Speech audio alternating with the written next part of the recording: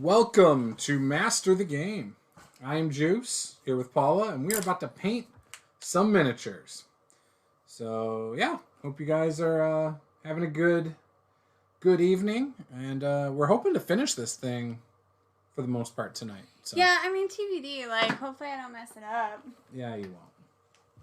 You won't mess it up. So, it's going to go great. You'll see.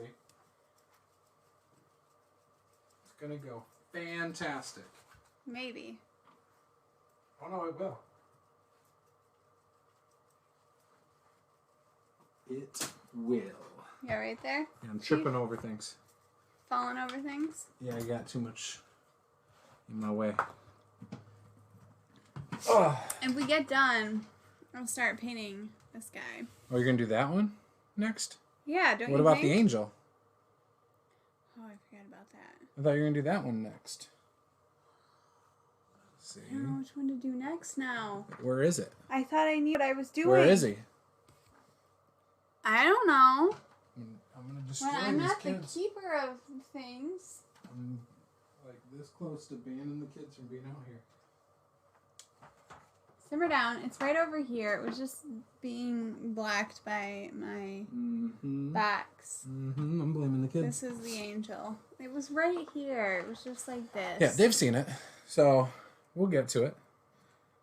I've used it as a thumbnail before. Well, not that. I've used that sculpt from 3D Prints by Vic. But yeah. All right. So I got to figure out... Are we going to do a table tonight? Are we? What are we going to do? I got a lot of stuff I'm in the process of working on. Tons of projects. Whoa. Tons of projects. All the projects. All the projects? Yup. I'm working on my own setting. I'm working on my own game system. I'm working on prepping for a campaign at the moment. I've got a slew of books and products to review that I'm not behind on, but I'm not where I want to be with them. Like, I'm going to hit deadlines. I haven't progressed as far as I wanted on those lately. But that's because I'm trying to do a bunch of stuff. Like right now, trying to find my...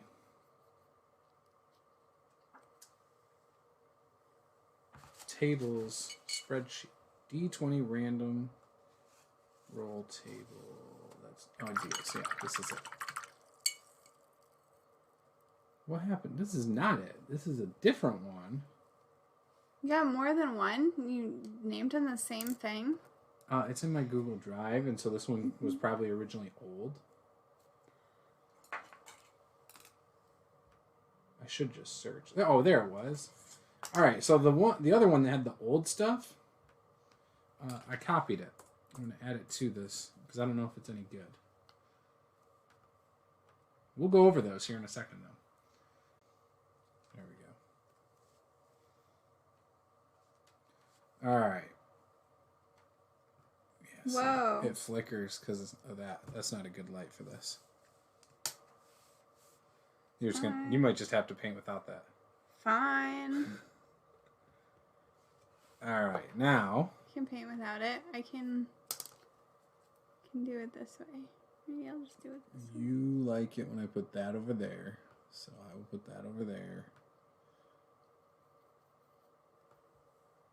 Let's make it full screen. There you go. You got the whole thing over there, the whole shebang. Whoa, that was way too much paint. Let's pop the chat out. It might be a slow night tonight, but Victor was in the chat last night. He's a big Palladium Books fan. We were talking about that.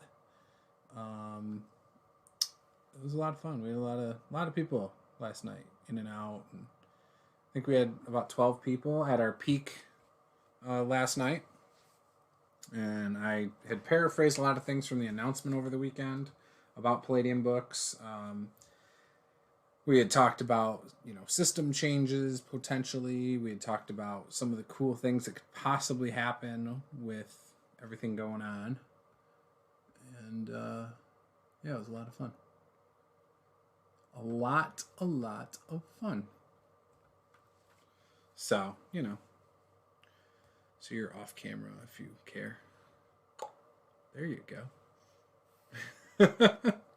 You always make me put it up there so you can tell if you're in camera or not, and you never pay attention to it. Well, you know what? I'm off tonight, okay? Well, no, you're on. We're live. So Stop. You know what I mean. No, I don't. Not at all. Not at all. Well, you should. So here were the old tables I was thinking of making, and there is some overlap. One is random traveling topics for player characters. What is? Can you please define that? So I don't know, but right now the thing is, nobody's watching. So I'll tell you what I'm thinking right now based on what I wrote. I don't know. This is probably years old, but it could be something like for just myself as a DM, I could roll for it, and in the traveling, since a lot of times nothing exciting happens during traveling, I would, depending on what was rolled, let's make something up real quick. It could be talking about your battle wounds. That could be the prompt, right? So then as the DM, I might say, yeah, you guys are around the campfire talking about how you got your old battle wounds. And then you put the focus on maybe somebody who likes to roleplay and say, so, you're up. What are you saying about your battle wounds and how you got them? You force somebody into telling a story, and role-playing. Maybe you do something like that. I don't know. It's on here. It's not something we have to do. That's what I am thinking maybe it was, but I have no freaking idea because it was a long time ago and there's no notes under it. I also have a rumors table. Sounds like something I did at work the other day where I was trying to work on something and fix it and basically took one sentence worth of notes on something I admittedly don't really understand. So yeah, that's normal. That's completely normal. Okay, so what's the next one?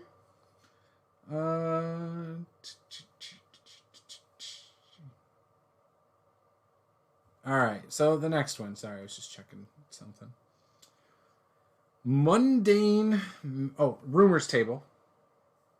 The next one was mundane magic item generator. So that is kind of a contradiction. It can't be mundane magic items, right? Well, I guess that could mean like pots, like non-weapons, non-armor kind of thing. Like things that aren't necessarily associated with combat, probably. Well, it could be like a pin, like a belt buckle, or a hat, glasses. Like basically non-combat themed items, right? Wouldn't that be a mundane item? Like a lantern. Magical lantern. A magical mug. Yeah. So, I think that makes sense. Yeah. The next one I have on here is weapon descriptor generator. So I think just more like what it looks like appearance-wise and stuff. Things like that. Okay. Another one was a job board table. Another one's unusual magic items. For example, indoor snowstorms. I don't know what the hell that means. Indoor snowstorms? That's what I wrote. That was your note? Indoor snowstorms. Lightning storms locally inside of forests. I don't get that. Or rainstorms in caves. Yeah, that makes no sense. Oh, it's not magic items. It's unusual magic storms. Gotcha. I was like, what the hell? This makes no sense to me. Wow. I'm tired. Odd tavern foods and drinks. NPC goals, bonds, ideals, and flaws. Obviously, that was for 5e. So yeah, that's a thing that I did. Or wanted to do. I don't like them, though. I mean, I guess they're okay. I don't know. They're not that exciting. You're not pumped about it anymore? No, I'm really not pumped about doing any tables tonight, to be honest. I'm, like, so tired. I'm barely hanging on tonight, honestly. I do think that this will be cool when it's finished. We could have skipped mini painting tonight. Yeah. No. Because then you just want me to finish it. Yeah, we should finish it. You won't finish it and if we don't do mini painting. It looks like that one miniature sorted itself out over there. That druid miniature. What? Over on the side cart. Can you hand that to me? Oh, yeah, that's just because I bent it back. Yeah, well, I bent it back too, and it didn't stay that day. I know, because I bent it and held it for a little while I was... Interesting. So I don't have to buy a new one. I was thinking about looking one up. Oh, I guess it is still crooked, actually. It is a little bit, but it could be fixed the rest of the way. I mean, if you put it in hot water, that's all what they say, if you want to bend the Reaper bones. So you just put it in some hot water, and that would fix it. You know? Yeah, if you just bend it and hold it. That's what I did the one day. How long did you hold it? Not that long. Like a minute or so. I was getting ready to paint. I think that's good. Look at that. We'll see if it stays, though. I hope it does. This is one of my favorite unpainted minis that I've wanted painted for a long time. Alright. Alright. Go in here. Robin, get over here. Ooh. What are you doing? What are you...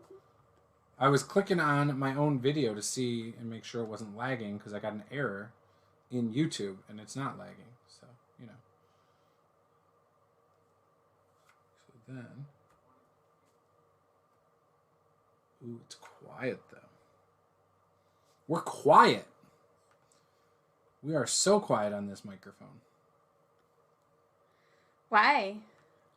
I'm not sure why we are so quiet on this microphone. It's probably because it's not as good of a microphone as the others. And that is probably why. I don't know. Or maybe we're just low energy tonight. Maybe we're just super low energy and people don't want to watch us because we're low energy. I mean, I feel like you're sort of low energy, but I'm just like really trying to make this not suck. It's not going to suck. It's going to be great. You know? It's going to be fantastic. You know? You know? You know? You know? Yeah. You know? If you weren't playing in the Tomb of Annihilation game that I run, we could talk about what to do in that next. We could still talk about it, you know? Let everybody know. You talk about it with me anyway. All the time. I don't know if I should do this or this. I'm like, I don't know. I think it'd be cool if you did this, but I'm the barbarian, so of course I'd like that.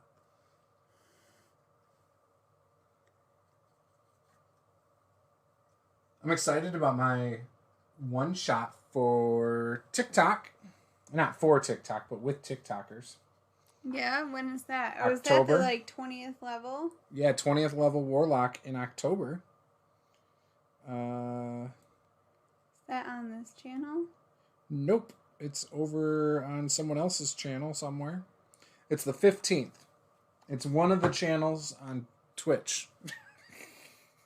I don't know offhand. I'm terrible.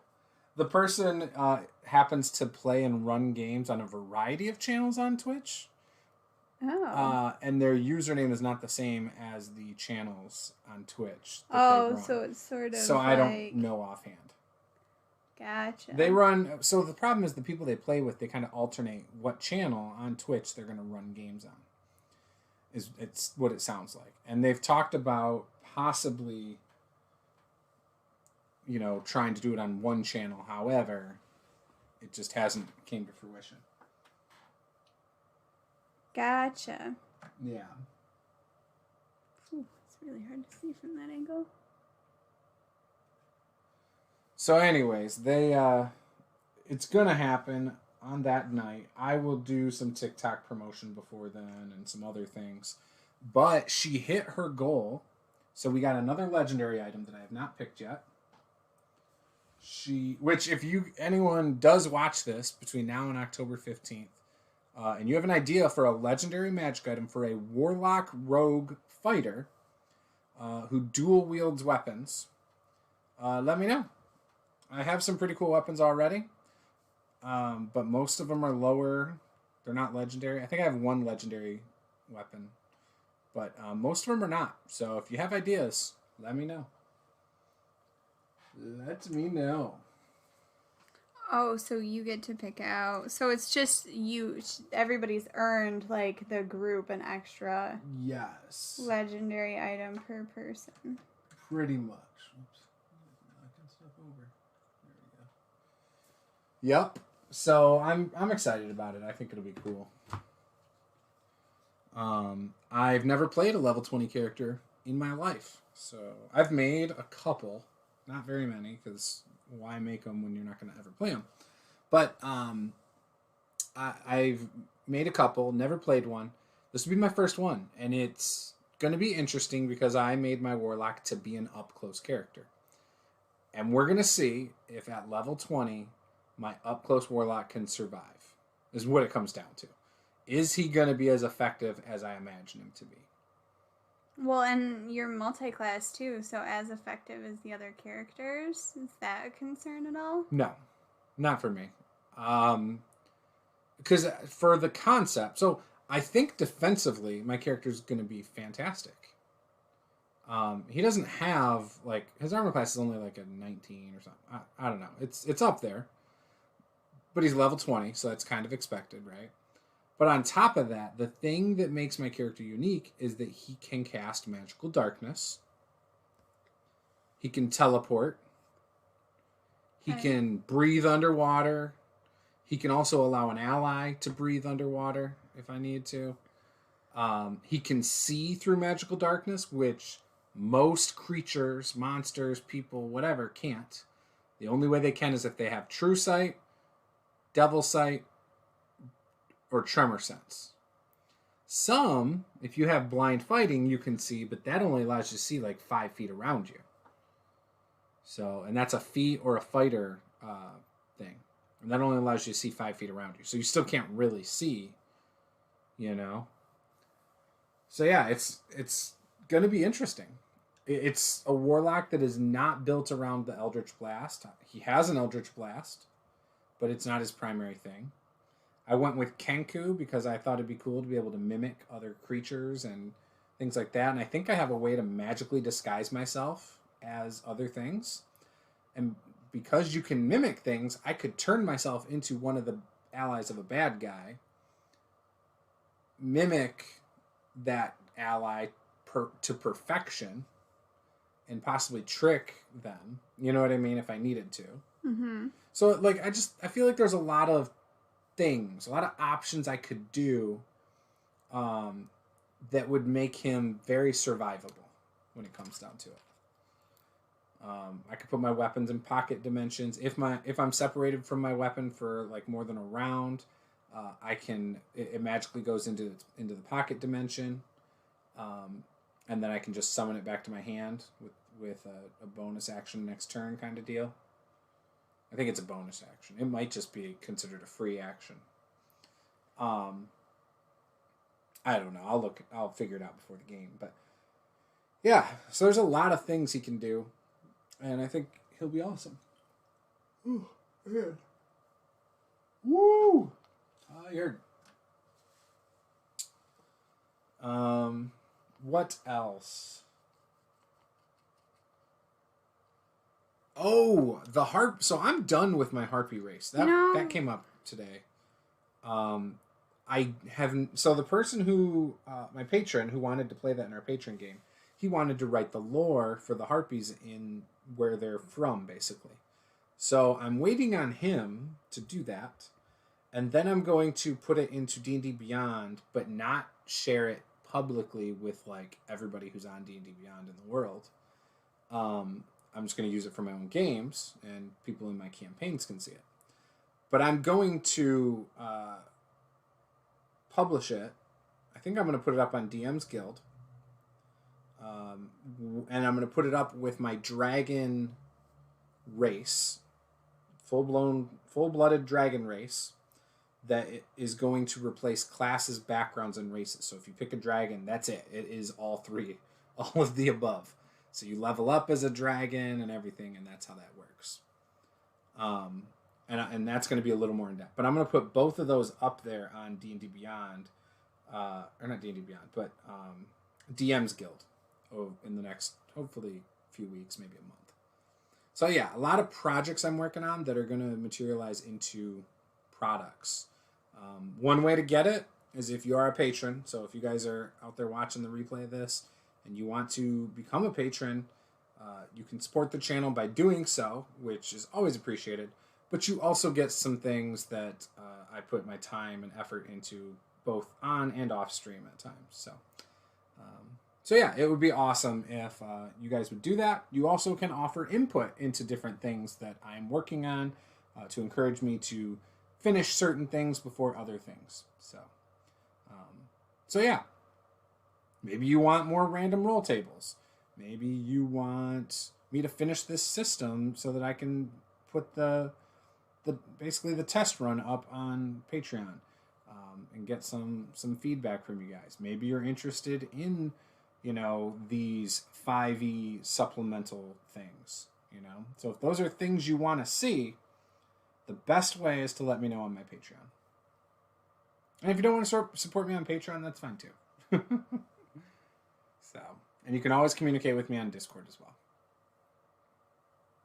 So did you start rewatching the BlackRock games yet, or no? Yeah, I'm into the second episode of 14. Wow, you're really cruising through it. Yeah, well, I was trying to today, and, then Caleb wanted to watch his scary movie, and then I was listening to it again, and then I was called in to change a baby that interrupted it, and then I came back out, and then I had to set up, so, it just happens. It's everyday distractions here and there. I can't get Gabe to hang out in the garage while I'm doing stuff, so that's been hard, so I just have to be inside.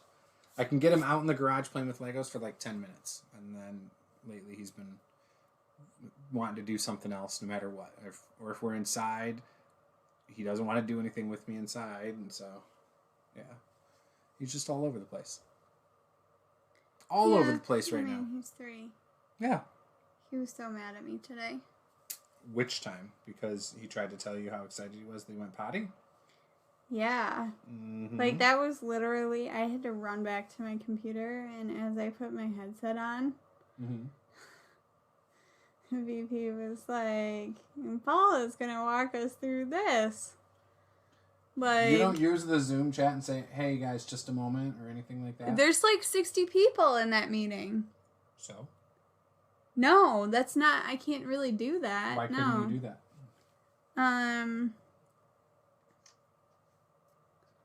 I don't know. I mean, nobody's ever done that. You can do anything. Like, it's not a different situation. Like, you're working from home. Stuff happens. Like, I know, but I think it turned out good that I didn't, because the CEO ended up being in that meeting. So? Is that the one who does their meetings from a boat? I mean... Stuff happens. Yes. So stuff happens. Like, if anyone should understand, it should be the person who's partying on a boat during work hours in meetings. Like, or whatever they're doing on a boat. Fishing, swimming, sunbathing. I don't know what they're doing. I don't know, but it was some kind of boat. It wasn't a regular boat. It was like a yacht. Hanging out with Betsy DeVos on her yacht. Like, who knows? Who knows? But yeah. It's whatever. I don't know. I have not had the privilege yet of working remotely for any period of time. So it's always been very short term if I've done it. So, and I've never had to do a ton of meetings for work on Zoom. So again, I don't know. Kids have been messing around with things out here.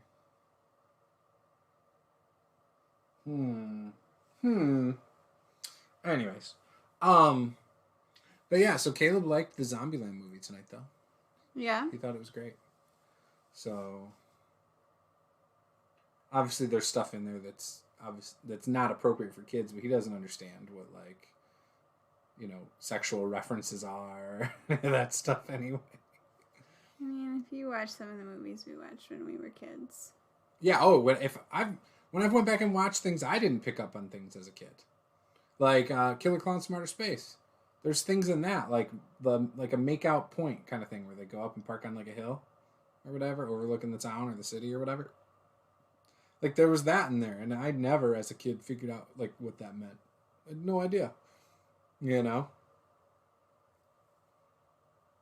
Look, I didn't realize until far older than what I want to admit why the movie Milk Money was called Milk Money. I don't even know what that movie is.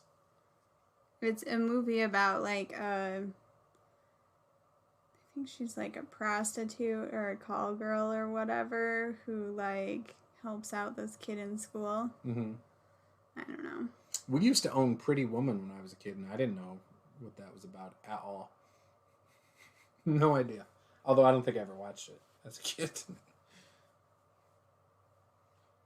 But yeah, I don't know. I mean, yeah. I guess as long as the stuff that they do pick up on, as long as that's not that bad, it's okay.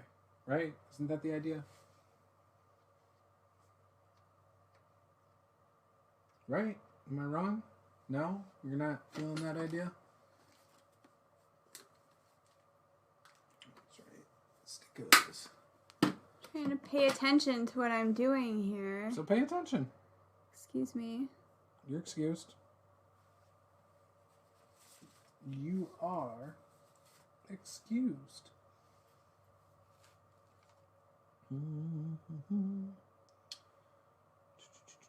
Sorry, I am looking at my bookshelf at the moment. And how I would reorganize it because I need to find a spot to put all these Starfinder and other Pathfinder books. Oh no, I got it. I'll figure it out. You're supposed to paint. Yeah, but I'm Once that better at credenza's in that. here, it changes everything, though. It really does. Because once that's in here... Then don't worry about reorganizing here. until it's in here.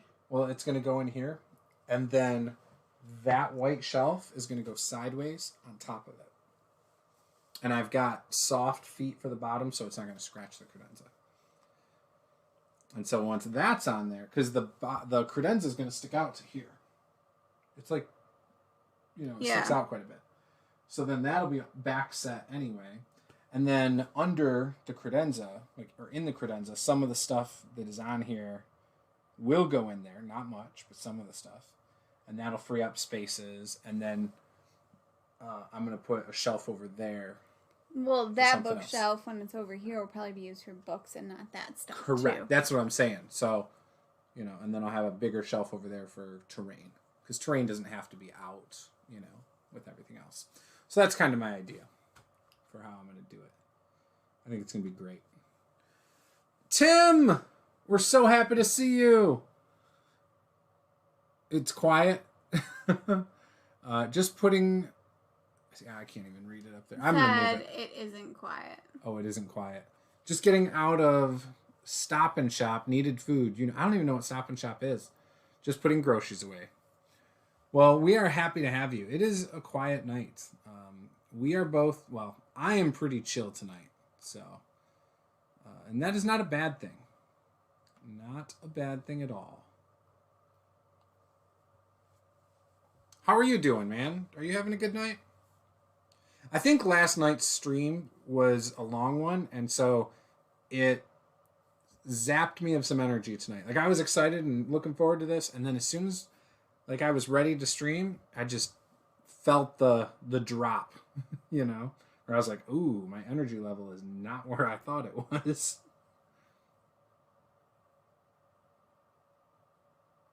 But again, that's not a bad thing. I'm going to try something real quick. Let's plug this in direct. Like that. What are you doing? Nothing. Don't worry about it. It doesn't... I'm going to get that light working for you. I think. Without it flickering. So this is not the best for... just in general. For, stuff. Gotcha. So, it doesn't have a strong output or something. So when you have, multiple things in it, it just is wonky. But maybe this will work better. Does this just split? What do you mean? Can I use that tomorrow? You can keep it, yeah. I have a USB port on my computer that's not good. Oh, okay. They said I need to bring my computer in like Friday. Yeah, you can keep that one. I want to get Friday. one of the better ones. They cost more, obviously, but they're better. All right. Whoa. Told you. Is that too bright? No, it's okay. All right. It looks pretty bright on the stream, so I will mess with the lighting. Yeah, it does.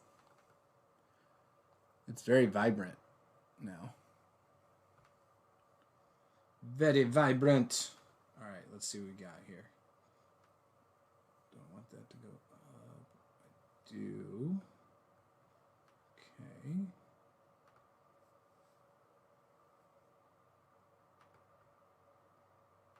Wow, that looks a lot better, I think. It's still pretty bright, but... Yeah, it's pretty bright. I think that's good. But the color looks a lot better. Yes. Well, it's a white light, I think. Oh, it's got yellow, too. So I can switch it so it's yellow. Or white. White's too much. It's got to be yellow and white. Yeah. And I think I do need to turn it down a touch. So turn it down a little bit. Yeah, there we go. There we go. So yeah, we went late with our stream last night. But I had a lot of fun last night. I love talking about Palladium. Tonight I was going to do another table. I just was not feeling it tonight. I could do one. No, instead what we're going to do is we're going to poll Tim on his opinion on how much gold a 7th level character should have. It's not an opinion-based thing. It's totally based on the rules. Why are you trying to start trouble? I'm just You wondering. realize... Actually, no, hang on. I want to point something out to you. Do you realize how many magic items I have given you guys over the course of a 14-session campaign?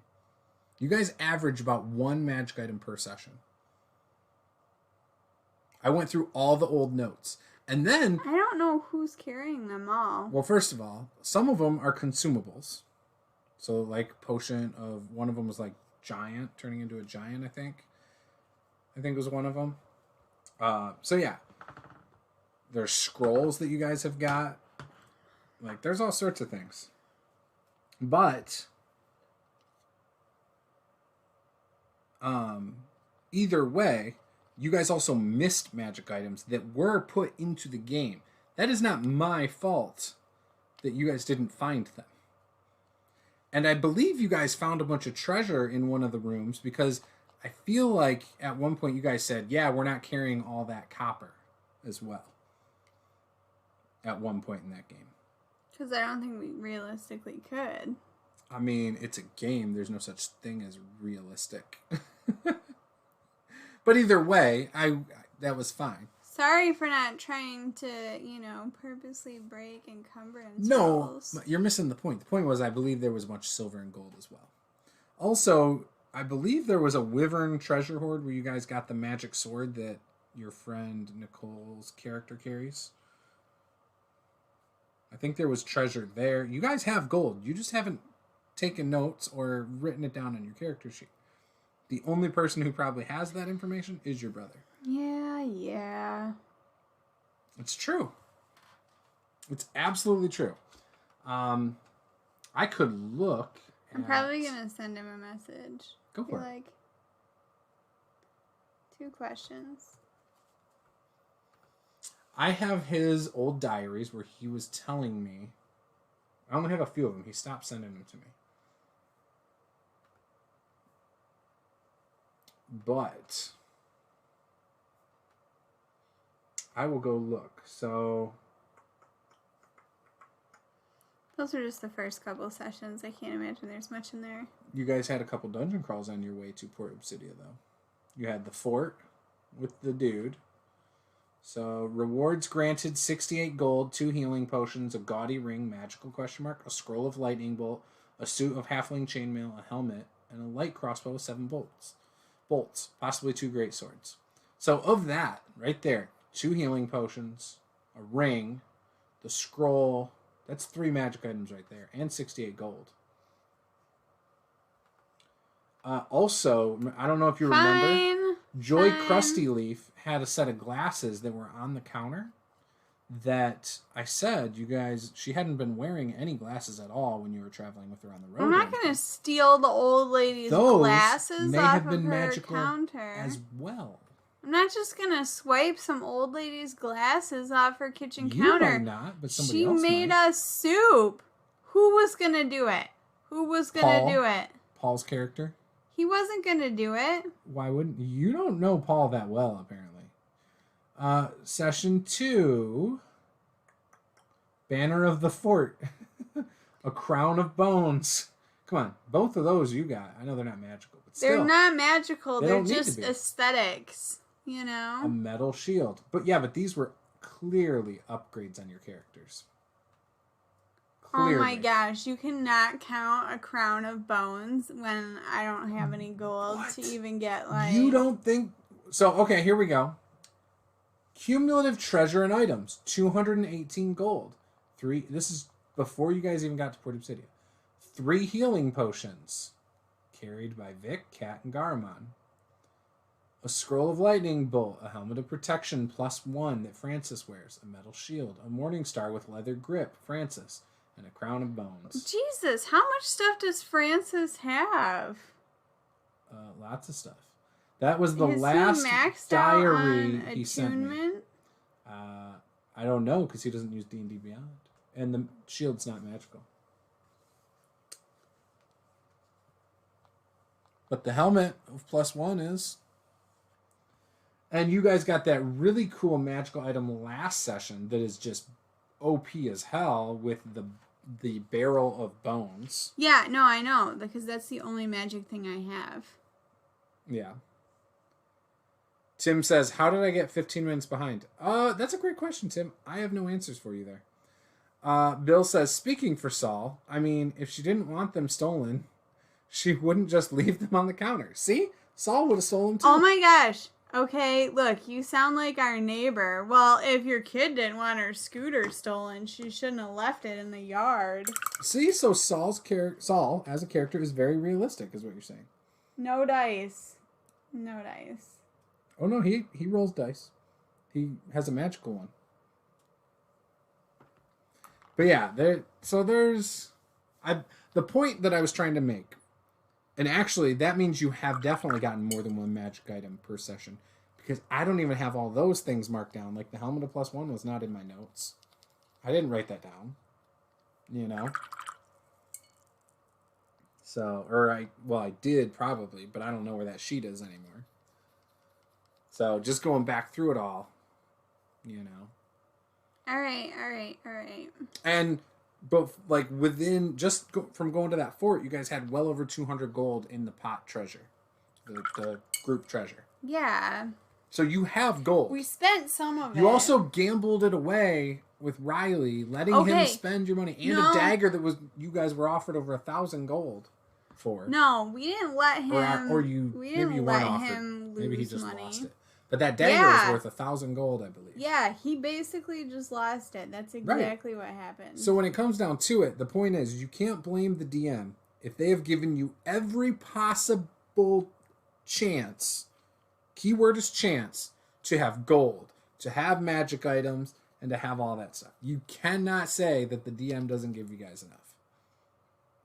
When you explore 25% of the first level of a dungeon that has a magical hammer, that has other magical things, like, that are tailored towards the group, too. Like, I hear you saying words, but, like, I really don't understand saying. what you're saying. I'm just saying. When you're told the dungeon is boring and we want to fast track it so you get rid of the last 2 levels, fast track the story so that they can wrap that up. I didn't say the dungeon was boring. On top of that, the final battle you guys had with him, there were 3 magical items in that room.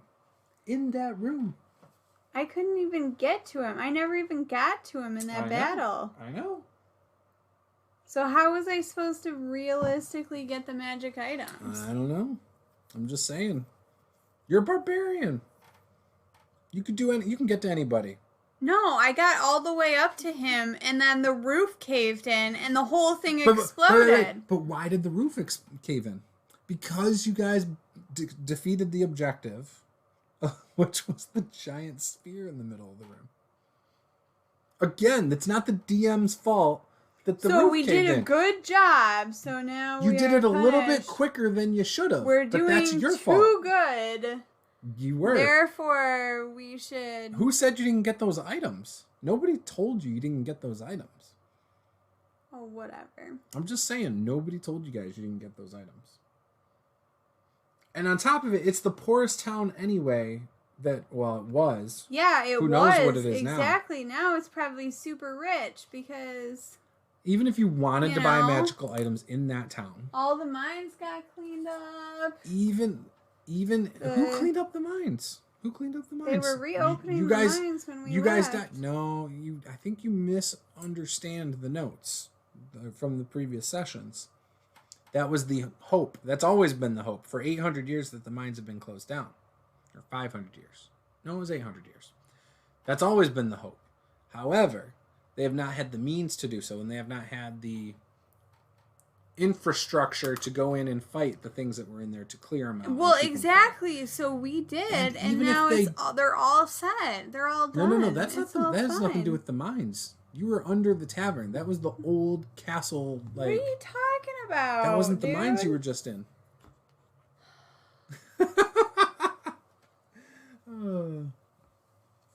You did not just end the campaign. That's the overall campaign almost. To defeat the thing in the mines. There's not a thing in the mines. The creatures. No, so that's Open part the of it. mines back up. Yeah, but there was more to it than that. So the key things was there were clearly assassinations to ruin the economy. That was given to you guys session 1 and 2 hardcore. And things like that. And you guys were figuring it out back then. There were things you guys were piecing together, and then at some point, I don't know if you guys just forgot, but all of your guys' trains of thought went completely elsewhere. And I was like, man, you lost the trail at some point. Probably was at the point that Riley lost the dagger. Oh no, all of it was before Riley and Laura joined the campaign. It may have been them joining that threw everything off, actually. To be honest. Because they didn't know what had happened before, and you guys didn't bring them up to speed. And so then when they joined, it became more about the assassins than it was about the story that led to possibly why the assassins did what they did. Alright, so we need to You can do what you want. To business. Maybe. That's part of why I wanted to go back and watch all the old episodes, because I felt like you guys were onto it and then lost it, but I couldn't remember what happened or whatever. And right now, where I'm at in it, you guys are onto it still. But I know at some point it was completely lost, what was happening, and I don't know why.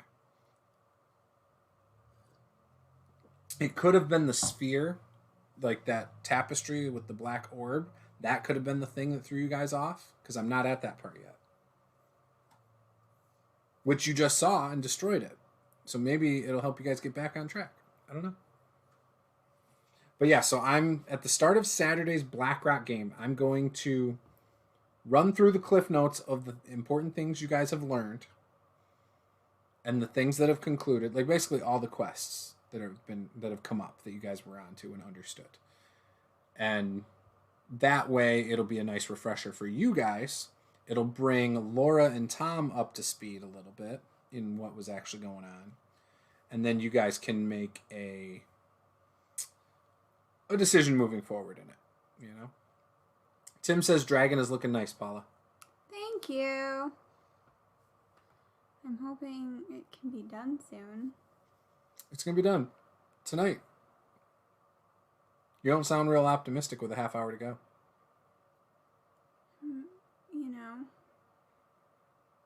I don't know. Doing my best. You're doing your best. Well, your best isn't good enough. Well, that's all I can do. Almost doesn't count. Something like that. Almost doesn't count. Is the new Circle episode on right now? Do you know? No, I don't know. What? I don't keep track. I just wait until I'm going to watch something, and then I'm like, oh, I wonder if there's another episode. I'm not that into it that I need to know. You're that into it that you make me wait. Well, yeah. Tim said, is that the game with Egbert? No, but no, Tim, Egbert's Tyranny of Dragons from this past weekend. No, Egbert hatched. The dragon hatched. We now have a baby dragon. We're just spitballing tonight, Roll Stats. We're talking about RPGs in general, man. We're talking about our campaigns going on. Paula told me a week ago when I was coming up with ideas for my BlackRock game. That's this Saturday. That's all homebrew. She tried to tell me that I don't give enough magic items. No, okay. So here's the thing, right? So my character has no gold and has one. You guys have gold. You don't take any notes about how much stuff you've been given. A bizarre magic item.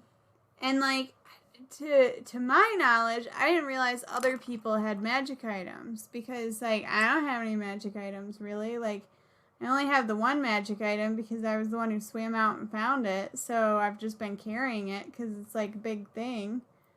Right. And I'm super strong in my head, so I'm carrying it. But yeah, you got the sweet barrel of bones that's badass. You can summon a bone naga and shit. I mean, it is you cool. You can create undead army of servants. Hold please. I'm not saying it's not cool. I'm just saying I don't have money. I cannot buy a room at the inn. Please know this for when we start because we do not have money to buy. And I told you not to worry about it. You know what? You know what the problem is? What's the problem? Is that my brother's sort of a cheapskate in real life. And I feel like his character is a cheapskate in the game because he's holding on to all the money and won't let anybody else hold on to the money. So I do want to go through the notes real quick that I have here, that I started compiling. And this is just through almost 2 sessions, right here, this big chunk that's on the notes that I've shared with you guys many times before on Google Drive. Mines have been closed for over 1,000 years. It's actually 800 years, but I'm going to fix that right now. And then Joy Krusty Leaf. Papers found in fort are over 500 years old. They say defensive mines and attempting to assassinate, but nothing else can be made out on them. And some of these numbers are also based on your rolls, by the way. So some of your rolls might have things that are off a little bit because you didn't roll a high enough number, for example. Blackrock Stone Portal. Francis thinks this might have to do with the mines. That was episode 3. So this is... Those notes are the old notes. I have newer notes at the bottom. Sorry, let's go back down here. That was just paraphrasing stuff. Yeah, Chiton, Defense of the Mines. Attempting to assassinate. There have been quite a few in history because you rolled shitty, so you didn't get any good information out of that. There was a painting of a guy who lived in the fort over 800 years ago, but was murdered. Due to his murder and no heir, this region became an unruled open area that eventually fell into ruins because the mines closed down shortly after. Obsidia was once the #1 trade region of the known world because of the obsidian they had mined. The mines had closed for various reasons around 800 years ago, including overrun with monsters, couldn't provide enough guards, and mines in some areas became unstable after the assassination with multiple collapses. Almost like they're being sabotaged. So those were the notes I have through session 2 of 14. So we will see where that leads us with that campaign. But I'm trying to go through and watch all the episodes back and take really thorough notes to put into this document. So, Tim says, yes, I saw the baby hatch. Good time. Yup, it was. It was pretty awesome. Roll Stats says, that sounds like a note-taking. Character inventory tracking issue. Just saying. Oh, Bill agrees. Phil agrees with me. Look, we have our designated note taker, but he doesn't seem to be sharing the notes with the rest of everybody else. He just doesn't use technology. Like, he hasn't responded to the Facebook do you have messages. any advice on how to get, I have an answer for you. How about you take the notes? Gen X You realize people up to speed. I'm actually session 1, you were mad that I said, hey, Andy, will you send me your notes after every session? And you were like, why can't I do that? So then I challenged you to do better notes than him and sent them to me. And you never even sent me session 1 notes. Here's my problem, and here's why I don't take very good notes, is because I find if I'm taking really good notes, then I can't role play at the same time. I'm 100% with you. And that's because I'm playing somebody who's not me. I'm 100% And I'm trying to be there. respectful of not interrupting other people and, stuff Yeah, you like worry about that part of it way too much, though. No, because otherwise he'll just talk over everybody. No, you won't. You don't and you won't. You never have and never will. You think you will or whatever, but you don't. That's why you never get your words in half the games we play where people talk more. Because you won't talk over people. I want to be rude. It's not rude. You gotta. It's a little rude. You have to establish dominance sometimes. You hear that? You hear that, Bill? Next time Bill we understands. play, I'm going to establish dominance. Half the time, people want you to establish dominance anyway.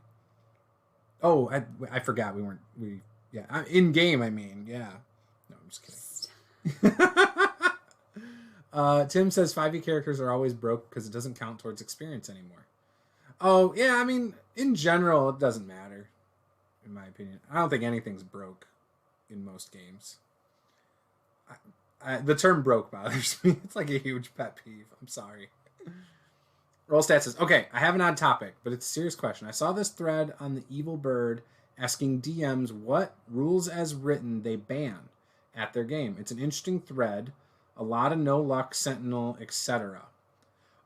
Tim says she hasn't yet. Okay, that is a perfect question, Bill, and I love that discussion. And I'm going to get into it in just a second. Rollstat says, but there were like a ton of folks who responded, well, I ban all sexual activity, consensual or otherwise. So my question is this. First, is sexual activity rules as written?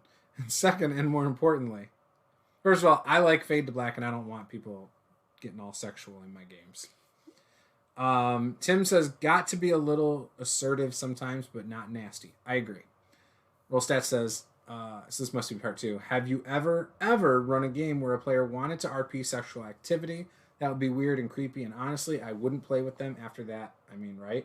So the answer is yes, I have been at a table where somebody has tried to do that a couple times, and I did not like playing with them at all. It made everything else uncomfortable because you never knew when they were going to try to do it again. But it's not a common thing, but I've seen other people online do stuff that I'm not even really that comfortable with. What about you, Paula? I feel like it's a common thing when you're in, like, your teenage/college years. I don't even think it's that. I bet it's when you're just around socially awkward people who... For sure. Because do not know how to talk to girls. Everybody's trying to seduce your character, and you're like, I don't understand. My character didn't do anything. Because sometimes people are awkward, and like I get that, but also okay. So speaking of the sexual activity thing, so I'm trying to think about the times it's come up, and I feel like, and I can't remember specifics, I'll be honest, but I feel like the people that I've experienced it with or heard talk about that happening in their games because they wanted it to, are all people that I would peg for 40-year-old virgins. And if you're a 40-year-old virgin, no offense, I don't mean offense by it, but it seems like they are people who would never be able to get a girl to even talk to them. Oh, wow. It's pretty extreme. Brutal. That's what I feel like, though. Like, from my experiences of it. Now, again, it's a very generalized statement I just made. This obviously isn't meant towards everybody. But I feel like in most instances, that's what I've experienced. Again, I've only played with maybe 2 or 3 people like this. Yeah, this is and I've played with hundreds of people easily in my life that have never pushed that boundary. Yeah, I'm talking to the point where it's awkward and very uncomfortable. Not people who just like to flirt with the barmaid or anything like that. I'm talking about where they want to actually get into trying to get into the nitty-gritty, where they want you to role play that they were touched or something freaking weird. Okay? That's what I'm talking about. Yeah, that's just too much for me. Yeah, I agree. I can't even get Paula to role play with me, off stream. Oh my gosh, just shut your mouth.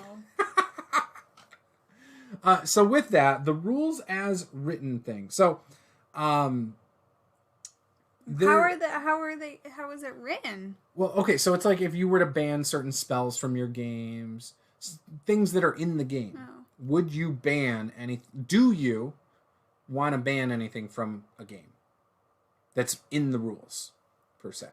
Because you think it's overpowered. Oh, no. You just mean in general. I mean, most of the time when someone now bans we're talking something, in general. Now we're talking about the original question minus the sexual activity. A bunch of sexual activity. Right. Okay, gotcha. Yeah, because I think we've talked about it before. We don't prefer that. We don't have that happening in a lot of our games.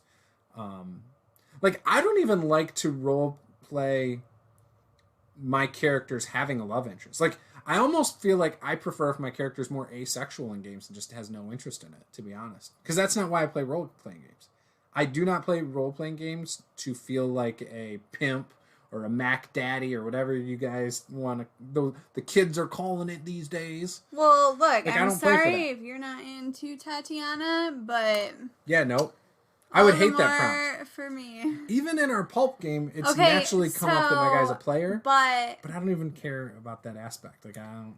Okay, really but you can take that tie however you want. Mm-hmm. I think, because I think Peter and I got that for the Dragon Age game that we're in. Sure.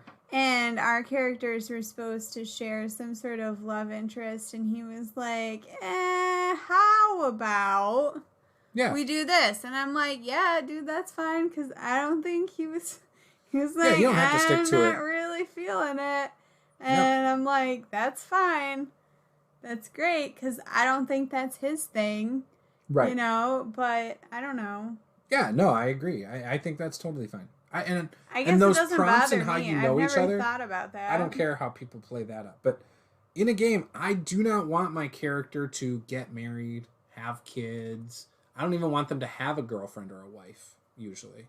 I do play... When I'm a player, my character is always male, is hetero, like he's me, basically, but with absolutely zero sexual interest whatsoever. Like, that's how I think I play most of my characters. When it comes down to it. But yeah, as for Raw, I don't think there's anything I would ever ban from Dungeons and Dragons. In older editions, there's a few things I would change. So now you're speaking. Well, no. So right off the bat, so we'll just say AD&D or even Rule Cyclopedia or whatever. I don't like alignment restrictions at all, and that is something I have no problem getting rid of. And if a whole group agreed on it, that would be gone from my game. The other thing is minimum stat requirements, because having stat requirements below the minimum just means you suck at it. And if you really want to play that character, who am I to say no? Who cares? So here's what I'll say. I think the minimum stat requirements are more in there because your character is highly unlikely to survive because it's so brutal at the beginning. You're going to die no matter what if you get hit in the beginning. So the alignment thing, the thing that I don't like about some alignment stuff in old school stuff is if there are consequences for changing alignment. Yeah, I just don't like alignments in the first place. If people play that there are consequences for changing alignment, I don't like that because I think that sort of inhibits like character development. Right. If you wanted to do that. Yeah. That would be my only thing there. Otherwise, alignment doesn't really bother me, but I do feel like people play the same ones all the time solely because that's who they are as people. Yeah. Like, I play 3 different alignments, and that's it. Yeah, I could not tell you what most of my characters' alignments are, because I really just don't give a shit about alignment. Like, I'm never lawful. I'm either chaotic or neutral. And I'm either good or neutral. So that only gives me a couple choices. Here's what I'm going to say about alignment. And this is what Palladium Books, in my opinion, has a more realistic and better representation of alignments. And I am going to pull it out and tell you how it works. It's still... It's not, on the spectrum of chaotic or good or evil or anything like that, really. It does have evil and good, but it has the shades of morality. And they have it more like tenets of alignment. So... Let me find it, and I will just read it. So the thing that I don't super get or super like is if people play like chaotic evil characters or lawful evil characters. That I don't usually let people do if they're playing in a game that I'm running. I don't have a problem with it. They play it how an actual character like that would be. An evil character is not going to run around killing people in the middle of a city in broad daylight. That's stupid as hell. Like, if you're evil, you're not going to... That's stupid. The thing is, though, is that if you also have, like, lawful good characters in that group, like, there's going to be a clash and there's going to be a PvP point at some point. Sure. And, that's what happened with Chance and Martin, and that's what's going to happen again with Chance and Martin. Like, maybe. We'll see. But that's, again, it doesn't have to. The thing is, if you're playing an evil character and you have a paladin in the party, and you know the type of character they are, and you know if you murder a helpless character in front of them, that they're going to want to take you to justice, then you don't do that in front of him. Like, that was the thing that drove me nuts about Drew killing that cultist, or wanting to kill the cultist, and always saying he wanted to kill the cultist in front of Erica's character. He was not playing smart. For as book smart as he was a dummy. Like, it drove me nuts. Because I'm like, dude, keep it to yourself and just do it when she's not around. Like, simple. When her character's not around. I'm going to read some of these and then I'm going to get into the alignment. Rollstat says, all of my current characters are essentially in love with themselves. Jesus, what does that say about me? Ha ha ha. Tim D says, I like alignment.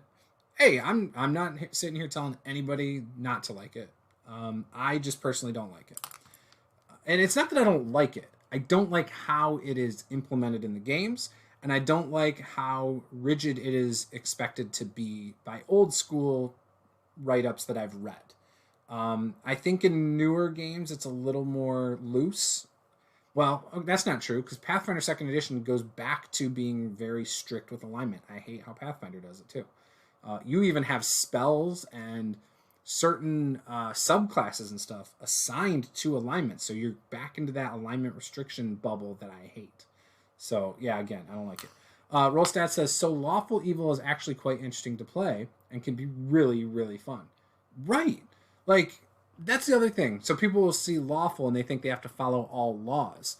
That's not what lawful means. Lawful means you have a strict code of honor or some kind of strict code you abide by. Dexter in the show where he's a serial killer is lawful evil, right? Like, oh, but is he has a code. Like, he kills serial killers. Yes, stuff like for that. his own pleasure, though. He's not doing it.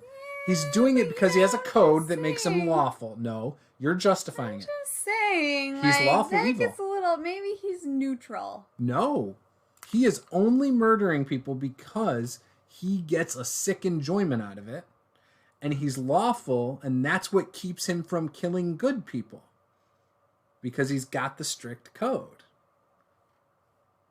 Right? Yes, because if he didn't have that code, that lawful aspect, he'd murder everybody secretly. It's the code that keeps him from killing non-evil people in that show. I mean, I guess so. So yeah, I actually don't have a problem with lawful evil if someone wants to play it smart. But that's one of those things you have a discussion about. Rollstat says, Darth Vader is the epitome of lawful evil. He personifies it. Maybe. I think Dexter's the best representation of lawful evil, in my mind. He's a serial killer. He gets enjoyment out of killing people. I mean, again, it doesn't have to be that you kill people. That's not necessarily what makes you evil. I actually sympathize a little bit with Vader in some aspects. So I don't know. Sympathize? Empathize? I don't know. One of those things. Tim says, can't be chaotic in Beck Me or You Are Mine. And yes, chaotic characters do that stuff in the streets. Tim says, it doesn't have to be too rigid in any game, actually. My clerics are not affected by alignment unless they want to approach immortality. Yeah, and I mean, you can house rule stuff, but like most games, especially older games, it seems like, okay, if your deity is this alignment, you can't stray away from that alignment, is what I remember. I think AD&D talks about that. Or a paladin has to be lawful good, right?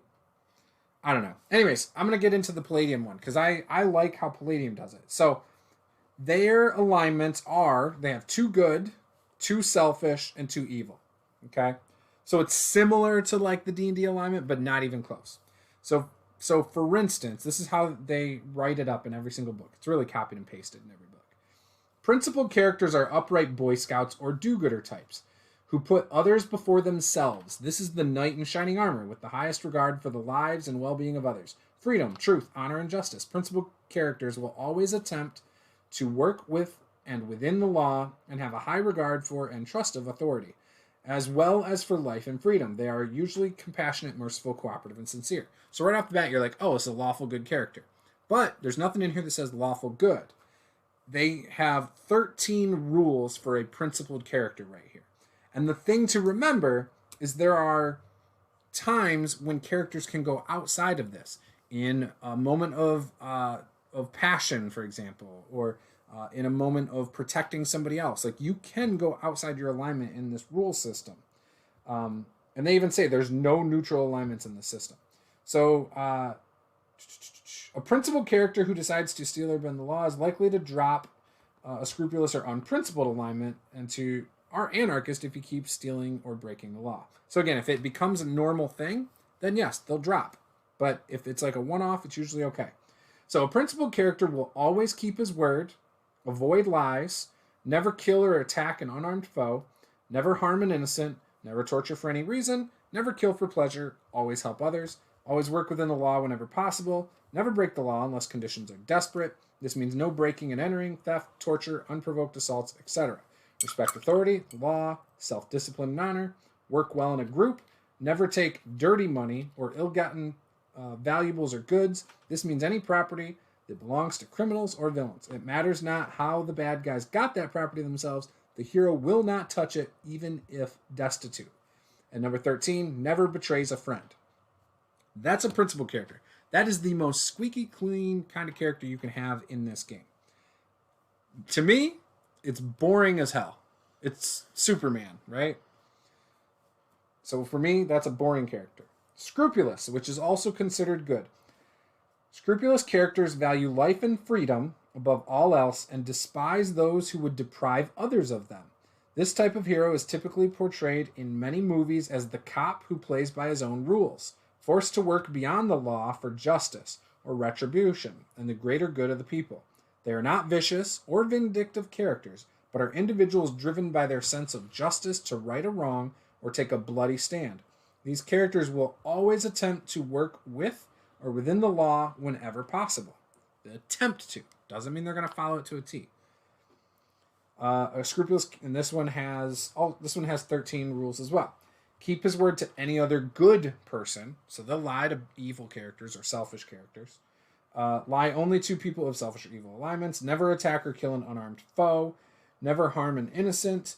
Never torture for pleasure, but may use muscle to extract information from criminals or evil characters. Never kill for pleasure. Will always attempt to bring the villain to justice alive, no matter how vile he may find him.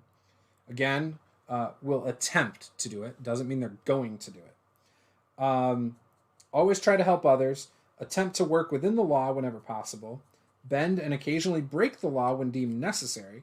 This means he may use strong-arm techniques, harass, break and enter, steal, and so on, but only against the bad guys. Distrust authority. fears the law and government may not be an effective weapon against injustice and crime. However, he will try to flagrantly disregard the law, or he will try not to flagrantly disregard the law. He'll work with groups, but dislike confining laws and bureaucracy, red tape. Number 12, never take dirty money or items, and never betray a friend. So, like, right now, just on the good, those are the 2 good alignments. They're very different characters. I like scrupulous characters. I think that's an interesting way to play a good character. Like, that works for paladins really well. You know, you're still good. You know, you still do good things, you know. But you might break the laws every now and then. You might do something bad. But in the name of justice. Woolworth, scrupulous is very good to play, I mean. Yeah, I agree. I completely agree. So then here's the selfish alignments. There's unprincipled and anarchist. So unprincipled is one I used to play a lot in Heroes Unlimited. This basically good person tends to be selfish, greedy, and holds his personal freedom and welfare above almost everything else. He dislikes confining laws and self-discipline and distrusts authority. He views the law and government as well-intentioned, but clumsy and ineffective. Keeping his best interests in mind, the character will always look out for himself. This character is also likely to take dirty money and items with the concept that it will help him in his crusade against evil. He may also destroy the property of known criminals. He will not deal in illegal wares, drugs, or take money from innocent or good people. The unprincipled character may associate with both good and evil characters and often has paid informants, spies, and stoolies. This is the noble scoundrel, the guy who is always looking for the best deal, associates with good and evil, is continually tempted to lie and cheat, and hates himself for being loyal, helping others, and ultimately doing the right thing.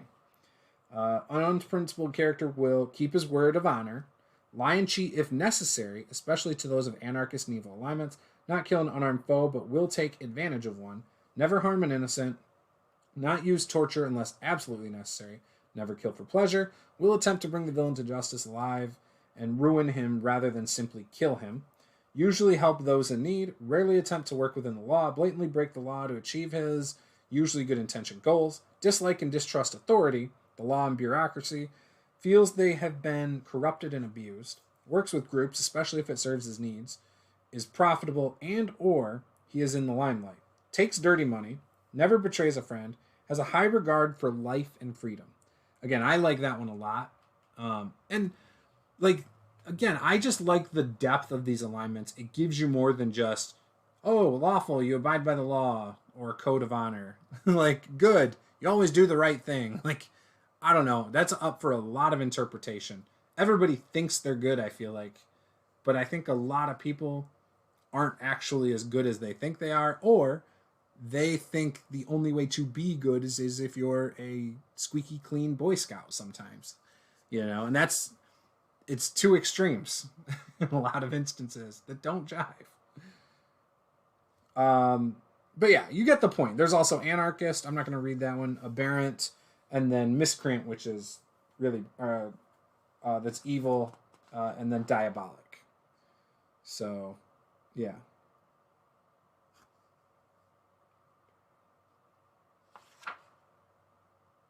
There's 7 alignments? Why did I think there were only 6? Scrupulous, principled, 2. Unprincipled, anarchist, 2. And then evil was aberrant, miscreant, and diabolic. Huh, I guess there's 7. For some reason, I always thought there were 6. Or at least in recent years. That shows you I haven't really played a lot of Palladium lately. It also shows you I don't give a crap about alignment in any game. Oh, anyways. None of that sounds like anyone in our party. Well, maybe Martin. Maybe. Yeah, Martin is 100% principled. Wolf Hearth says, the examples in the book are awesome as stereotypes, too. They really are. I think a lot of characters fit into those roles well. Rollstat says, yep, this sounds more like Saul. Tim D says, alignment can sometimes help newer players also, giving them an angle of approach, basically. Yeah, I don't think it helps. I have not seen an instance where it helps, really. Roll Stat says, oh wait, never mind. In fact, a lot of games, like not every game has alignments at all. There's plenty of games I've played that don't have an alignment system, and they work just fine. It still just comes down to how you are going to roleplay your character. And that's more impactful than telling me your character's lawful good or lawful neutral or any of that, you know? Just roleplay your character. Tell me how you are going to roleplay your character. Don't tell me your alignment. Wolf Hearth, definitely. Tim DC says, yeah, it needs to have a little leeway. Wolf Hearth says, D&D alignments are dependent on social environment, as where Palladiums are more stereotypical. Yeah, and you can go outside of it for some things. Like, not every single thing has to abide by it to a T, you know? There's flexibility there, I feel like. And it's a shifting alignment system that you don't get penalized for in any way, shape, or form. It's not like if you shift a little bit in alignment, you all of a sudden can't do your abilities. Like, that's a D&D thing. That's not a Palladium thing or whatever. Wolfearth, like scrupulous equals Dirty Harry. Unprincipled. Han Solo. Yep.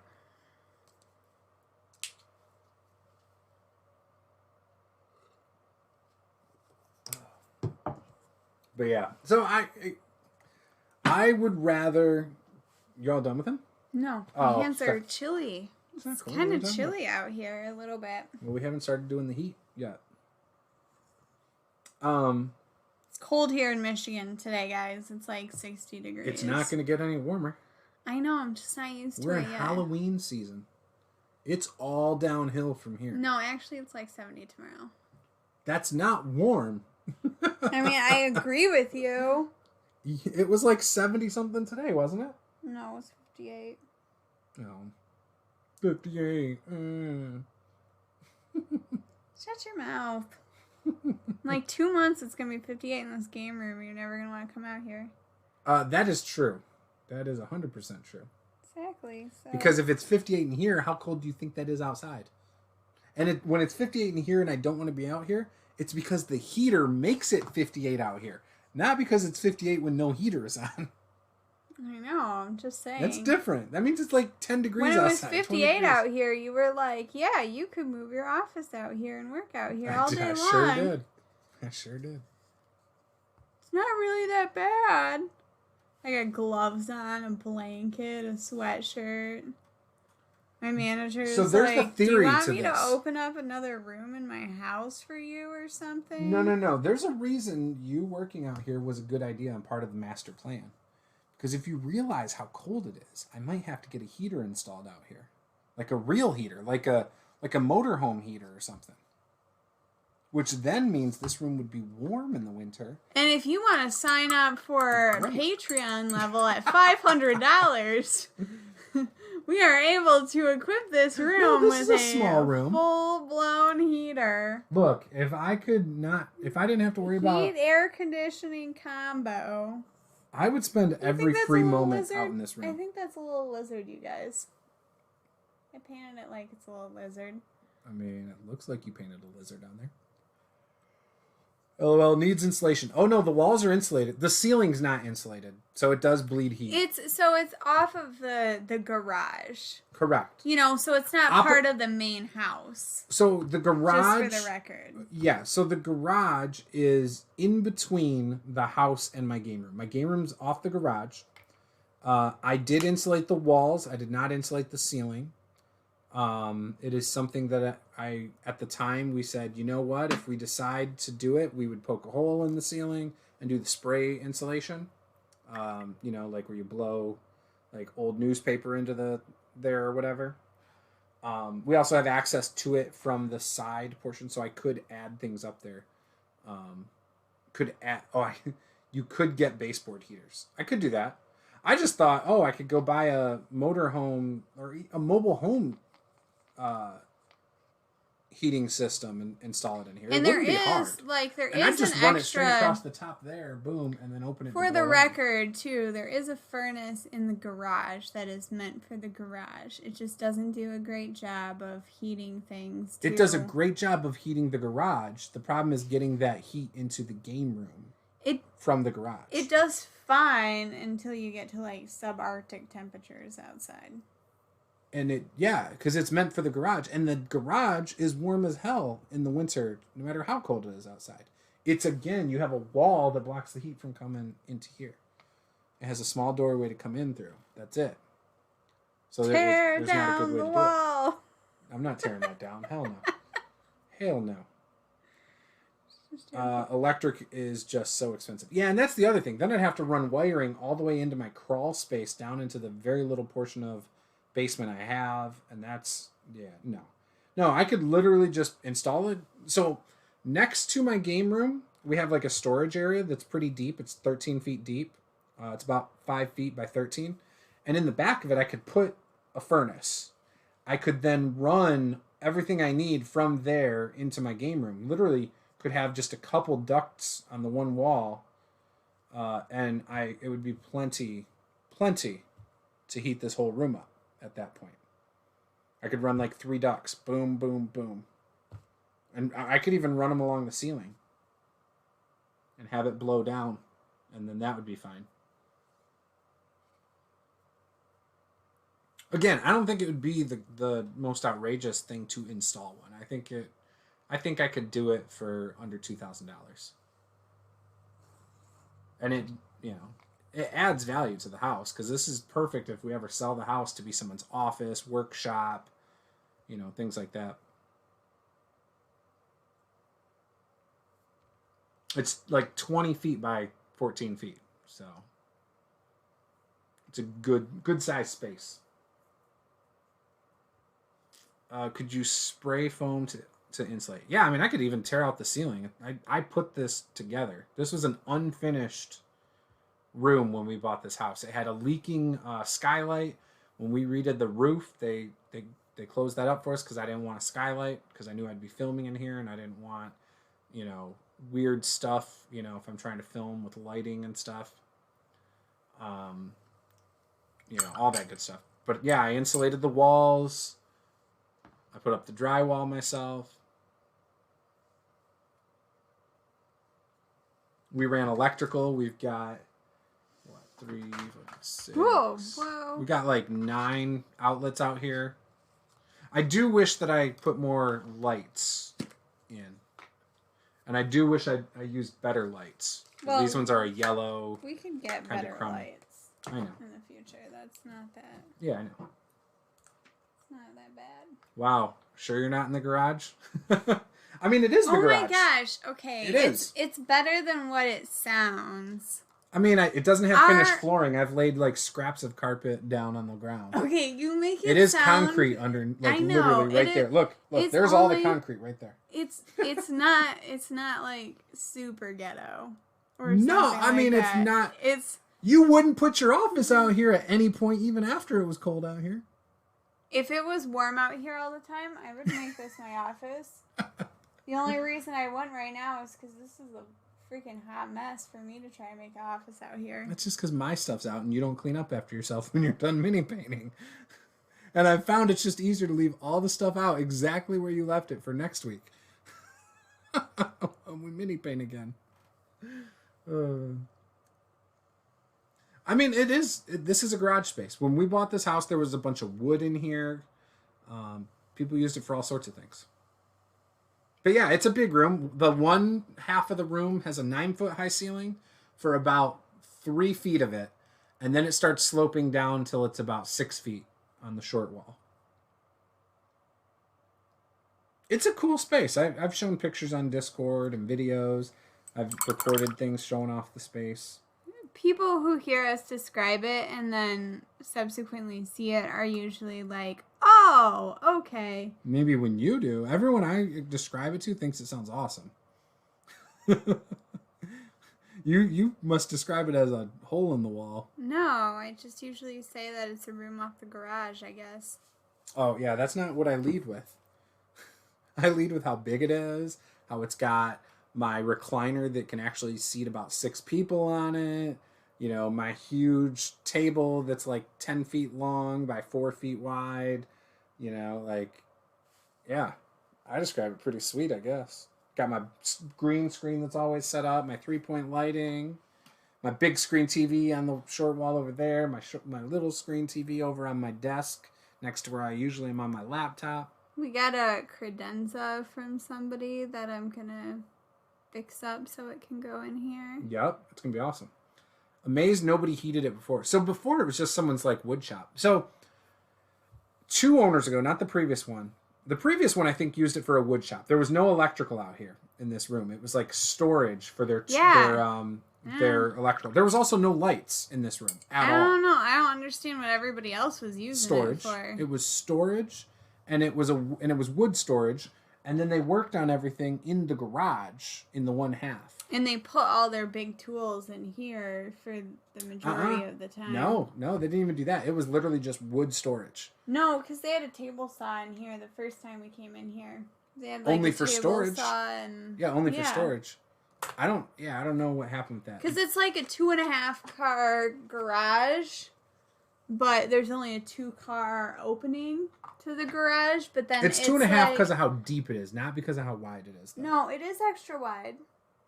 Yeah, but we have a laundry setup. Yeah, you can't. I know, but I'm just saying it is extra wide, and then it is super deep. Like you could fit the depth a riding lawnmower and then a car, if you needed a small riding lawnmower. Well, but I mean, there's cupboards built into the back, I guess. No, you could fit a riding lawnmower and then a car. You can fit a full-size bike and then a car, because we had bikes parked there. Anyways, totally off topic.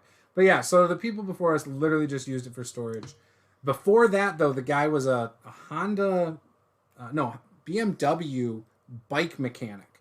So I have a feeling he kept motorcycles in here, or that he would work on in the garage and like have a bunch of parts in here is what I think happened. Because there's a sticker still on the wall that says like BMW mechanic or something like that. So yeah, it's just interesting. It's perfect. Credenza. Like I said, credenza is a fun word. But yeah, it is perfect. When we looked at this house, Paula fell in love with the house right away. I thought it was cool, but I told her, I don't know if she remembers this, I was like, this is a lot of work as we were walking through the house. And that's all I could really think about. I'm like, man, this needs so much work. But isn't a problem when I come across a room that can be my man cave or my game room. And I'm like, oh yeah, this is great.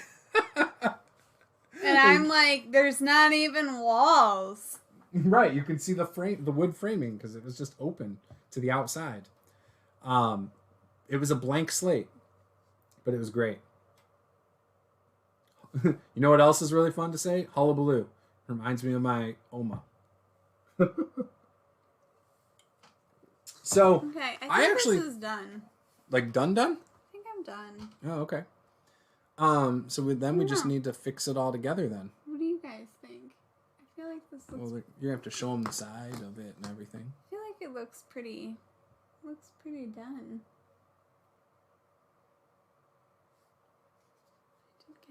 The eyes are a little bit more red now versus the hot pink.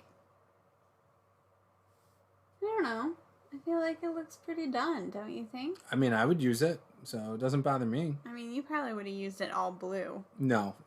I needed the yellow. I needed some kind of contrast. I don't want... No, I mean before I painted it. Like, you would use that. I told you I wanted... So, what I would not have used it like that. I don't like using unpainted minis. I like it when... So, with little miniatures, like twig blights, for example, and things that you use a lot of, I would totally just paint this brown and use it. Because, again, it's like a mook. You're going to use like 10 of those in a combat. It doesn't matter about the detail, in my opinion. Whereas something like this big blue dragon, that's a feature piece. That's a piece that when you pull out, you want them to go, oh shit. Like, you want them to like want to get a closer look on it because it's a rare thing. You're not fighting this every session. So, no, when it's a big piece like this, I want the wow factor. When it's something like goblins, I don't care. No, Bill. Tim says, looks pretty dang cool. You actually can overdo it also. You could overdo it. But no, I think it's good. I'm satisfied with it. The point is you can see the detail. And I think that's what you want with something like this. Pergola is funny. So what's next, Paula? What are you going to paint next?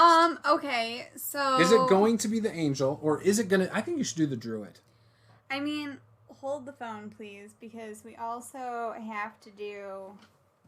Might have to do the druid for the Tomb of Annihilation game real fast. Which one did he choose for that? Because I don't see it anymore. You set it up there with the other ones, didn't you? Oh, this guy?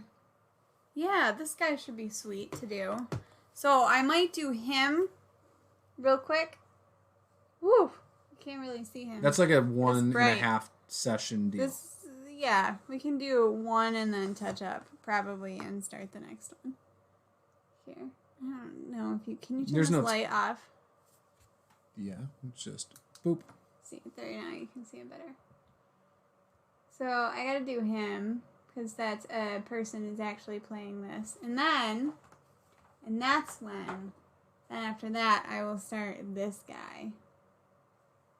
This guy comes, this is his little floating rock base with arms coming up. This is going to be a deity in my world, too. I've already decided, if I don't have one that suits it right now, I'm going to write up a whole new deity in my homebrew world to be this guy. That's how I'm going to do it. This guy, I think we can do whatever color we want to do. There's no limits to that.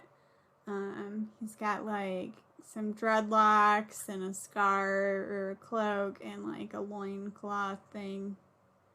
Loincloth? You mean what was the name of it? It's a crotch warmer too. He's got capris going on and like no shoes. He's got pants and a crotch warmer. Those are shoes. Those are boots. Wow. Okay, guys. He's a wizard. But then this guy, we need to figure out what color he's going to be. He's going to be like purples. The boats are not ready to be painted yet. The boats I need to glue together to get those complete. Once those are glued, we will do a quick paint to make them look better. And that's just because of some of the stuff was printed in different color and stuff. Yeah, but then I will paint the boats. Do not worry. Do not be concerned. And then after that guy, I think is still going to be the bear. Because I like this You have to paint this one before you do that, no matter what. Okay, fine. I will paint this one. This one should be first, because you've been telling Caleb for 8 months. You know what? I could probably do these similar two guys. color I scheme. could start him and finish him the next session and then do him pretty quickly, I think. Okay, but before we do that, before you touch those next week or whatever, we're going to put the dragon together. And seal it as well as others. I got to get some sealer. I was thinking about that. We're not going to move forward till we seal. I was thinking that when I go to get the paint for the credenza, I could get some sealer. Aren't those lightning bolts around that guy? I always thought that was lightning. This guy? Yeah, is that lightning? Someone says what color magic around him. I think it's lightning, so I think she should do it like lightning. Oh, I don't think it's going to be yellow. It doesn't have to be yellow. I didn't say it had to be yellow lightning. I'm always a fan of like neon colors for this. So it could be orange, could be green, could be pink. Pink or green. Those would be my preferences. Yeah. Pink or green. It'd be great. Pink. No, it'd be great because the rest of him is very like rustic, is going to be a lot of neutral colors. He doesn't have a ton of accent opportunities on here or a ton of opportunities for bright colors. That's limiting beliefs. So I think it'd be really cool to do something really bright. But that's what I would think. This guy has like goat hooves. They're not brimstone figures. This needs to be primed. That white one she's currently holding is Reaper Miniatures. The other ones are Lord of the one with the magic around him. That's just WizKids. I think he's like either a cleric or a wizard of some sort.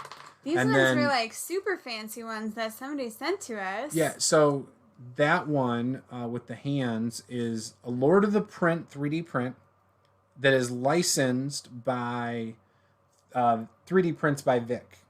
So he does that. He said he is going to send us a dragon soon. He was on our stream last week. He said he's going to send us a dragon. He also sent the twig blights that I was holding up a minute ago and this rogue woman who's very curvy that Paula's going to paint like herself for me. I'm very excited to see the dragon. I'm super pumped about it. And you're really excited to paint yourself for me. The silence says it all, guys. Guys, this is not what I look like. I mean... But it could be. I guess, if we dressed you up and got you a corset and stuff. I guess, yeah, if you got me a corset. There's a lot of... It'd perk everything up. There's a lot of curves going on. All right. So Tim says green and yellow. Paula doesn't want to do green and yellow. She wants to do pink. Oh, no, I said green would be a possibility. It'd be green or pink. Oh, yeah, I think green magic is cool. Green could be cool. I think if I did green, it'd be like green and gold. That's fine by me. And you know what? I've got green shimmer, too. Oh, my gosh. Suicide. I didn't use that much shimmer on the dragon. I did on the eyes and on the wings. Right. But you can't tell too much. I toned it down a little bit so it wasn't, because you can't have the whole wing shine. I mean, I guess you could. I could make the lizard shine, but then it just detracts from the dragon, and you don't want to do that. Something. First time I thought they were Kingdom Death figures.